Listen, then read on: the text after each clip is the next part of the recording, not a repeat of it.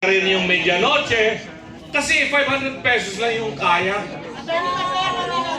Pero ngayon, masaya yung ating Christmas and New Year party ng PDP Laban, hindi ba? Kahit paano nakaraos tayo. Tulad ng sinabi ng mga nang nagsalita, huwag natin kalimutan ng Panginoong Diyos. Ituloy ang laban. Yun lang, mabuhay ang PDP. Salamat.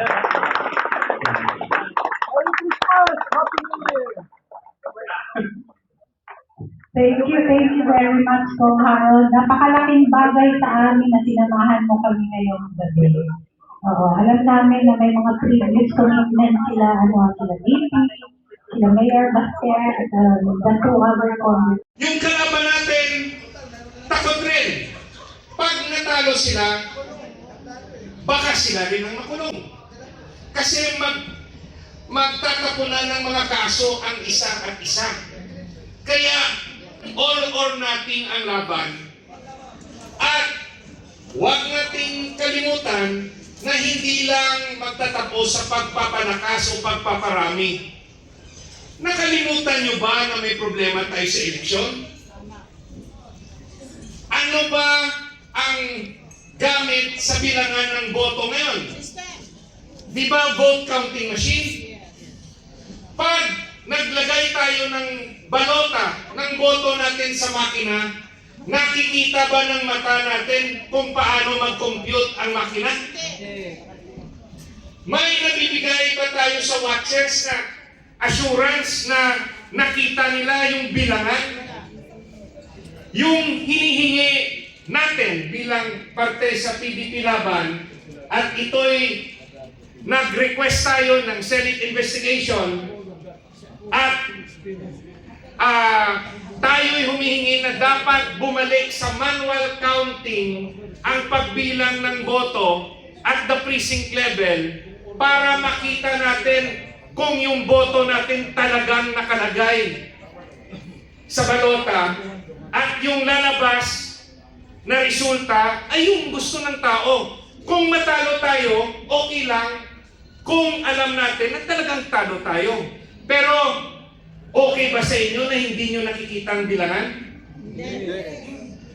Kahit gaano natin kapalakas o magpreparar tayo sa eleksyon, pag hindi tayo sigurado na patas ang pagbilang, sigurado ba tayo na yung lalabas na boto ay yung binoto ng tao o baka yung pinili ng makina?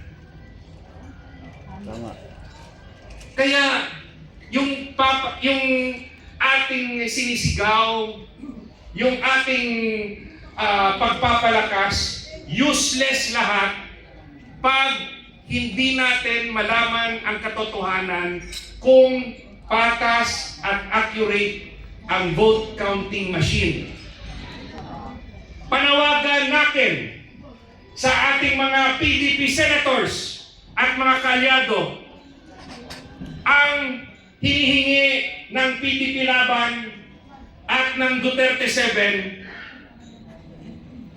ay imbestigahan ang 2025 election, at hinihingi natin sa ating mga senador, pangunahan ninyo ang panawagan within the Senate.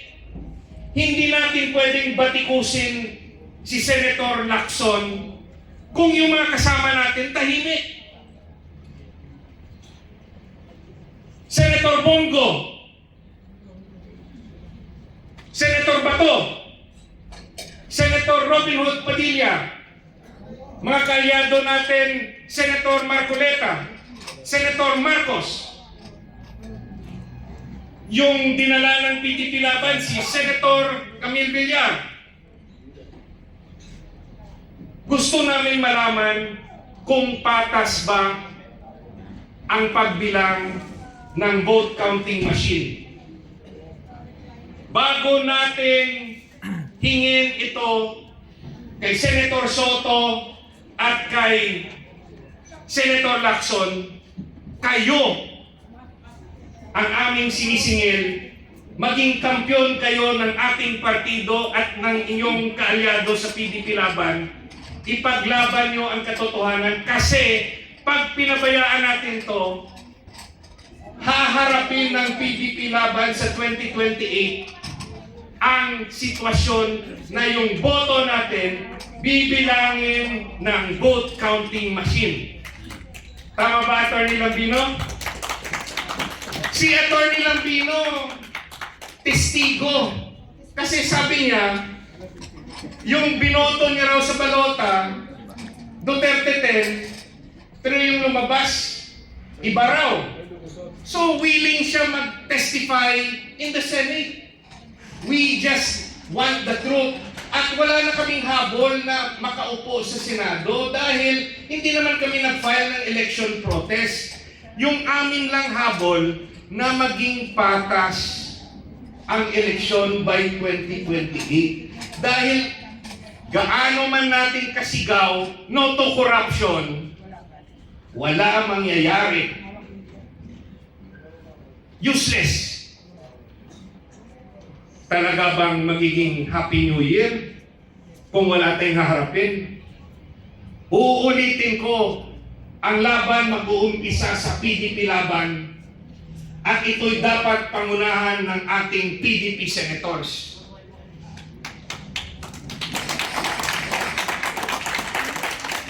Kung nanalo si Atty. Lambino at Senator Lambino, edi siya yung mangunguna doon. Kung nanalo si Atty. Hinlo, maingay ako. Kung nanalo si Senator Philip Sagodon, magiging maingay si Senator Philip. Kung nanalo si Senator Jimmy Bondo, magiging maingay si Senator Bondo. Kung nanalo si Atty. Rodriguez, edi sana maingay si Senator Rodriguez. Si Pastor Kibuloy kung nanalo, siguro maingay rin.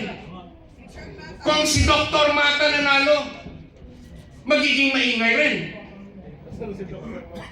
Ang Duterte 7 hindi magpapabaya sa PDP Laban at sana nandito rin yung tatlo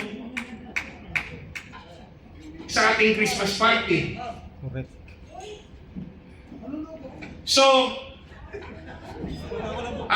yan ang aking panawagan at humihingi ako ng tulong sa ating mga senador at sa ating mga kaalyado. Ang laban na ito ay para sa 2028 election. Si VP nagsalita na alagaan natin ang eleksyon natin. So, sana hindi tayo tahimik.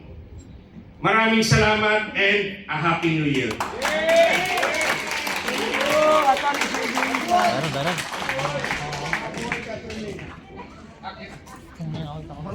Iuwi yata niya yung microphone sa